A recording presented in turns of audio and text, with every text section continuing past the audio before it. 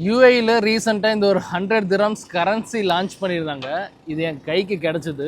இந்த ஒரு யூஏ கரன்சிக்கும் நம்ம இந்தியன் கரன்சிக்கும் ஒரு கனெக்ஷன் இருக்குது, ஒரு வரலாறே இருக்குது. அதை நான் கடைசியாக சொல்கிறேன். இப்போது இந்த கரன்சியை பற்றி கொஞ்சம் சொல்கிறேன். இது வந்து ஒரு பாலிமர் அப்படிங்கிற ஒரு மெட்டீரியல்னால் ஆனது. கிழிச்சாலும் கிழியாது. இந்த நோட்டில் கீழே ஓரத்தில் பார்த்தீங்கன்னா 100 AEDன்னு சொல்லி 3D டிசைனில் பண்ணிக்கிறாங்க. இதை பார்க்கும்போது ஸ்கூலில் அந்த 3D ஸ்கேல் ஞாபகம் வருது. இதுக்கு முன்னாடி இதே மாதிரி 500 திரம்ஸ் நோட் ஒன்று லான்ச் பண்ணியிருந்தாங்க. அது வந்து யூரோப், மிடில் ஈஸ்ட், ஆஃப்ரிக்கன் ரீஜனில் பெஸ்ட் கரன்சி நோட்னு ஒரு அவார்டும் வாங்கியிருக்கு. சரி, ஹிஸ்ட்ரிக்கு வரும். ஆரம்ப காலத்தில் ஏர்லி 1960s யூஏக்குன்னு ஒரு தனிப்பட்ட கரன்சி இல்லை. நம்மளோட இந்தியன் கரன்சி தான் அவங்க ட்ரேடுக்காக யூஸ் பண்ணிக்கிறாங்க. லேட்டர் 1973க்கு அப்புறம் தான் யூஏக்குன்னு ஒரு தனிப்பட்ட கரன்சி திரம்ஸாக லான்ச் பண்ணிக்கிறாங்க. அது இப்போ எவல்யூஷன் ஆகி இந்த மாதிரி பாலிமர் ஷீட்டில் வந்து நிற்குது. கூடிய சீக்கிரத்தில் இந்த மாதிரி பாலிமர் மெட்டீரியலான கரன்சி நிறைய கண்ட்ரீஸில் கொண்டு வருவாங்கன்னு நான் பர்சனலாக எக்ஸ்பெக்ட் பண்ணுறேன்.